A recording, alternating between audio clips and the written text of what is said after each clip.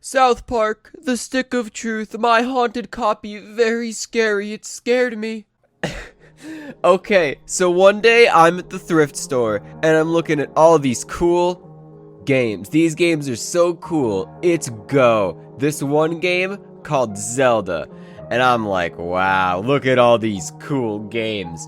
But as I'm thinking and I'm looking, I think, wow, there was this one show where I could go on down to South Park and have myself a time. Friendly faces everywhere, humble folks without temptation. Going down to South Park, going to leave my boys behind. Apple parking day or night, people shouting, howdy neighbor. Heading on up to South Park, going to street if I can't tell mine. So come on down to South Park and meet some friends of mine. So I'm thinking of the show and I'm trying to remember the name of the show. You know the name. I'm not sure. Okay, I think I remember it. And then I looked staunchly to my left, turning my head at a 90-degree angle, like something was calling to me. It was like when my mom's painting of Jesus told me touching myself was not allowed in the household of God. After that, I no longer touched my wiener.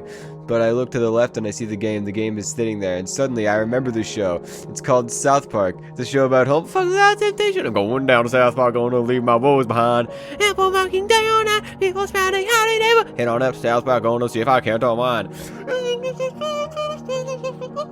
Coming on down to South Park and meet some friends of mine.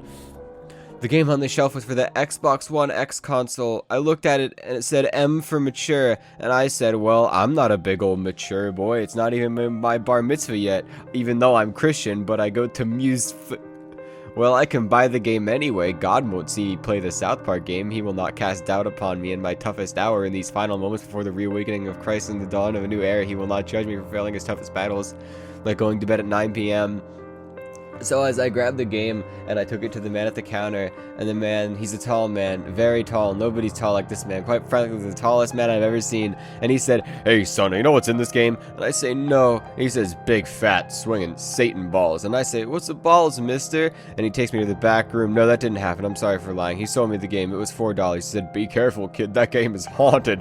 And if you get a haunted game, you may poop your pants, which is bad. Be hygienic, buddy." And I said, "I'm not your buddy, pal." And he said, "I'm not your pal, friend." And I said, "I'm not your friend, buddy." And he said, "I'm not your buddy, guy." And I said, so I took the game home that night, and I finished holding in the urge to touch my wiener for God. I put the game on my Xbox, and it popped up as South Park the fucking kills you game, haha loser. And I said no, and the game started and I was scared. What if the guy was right? What if this game was haunted?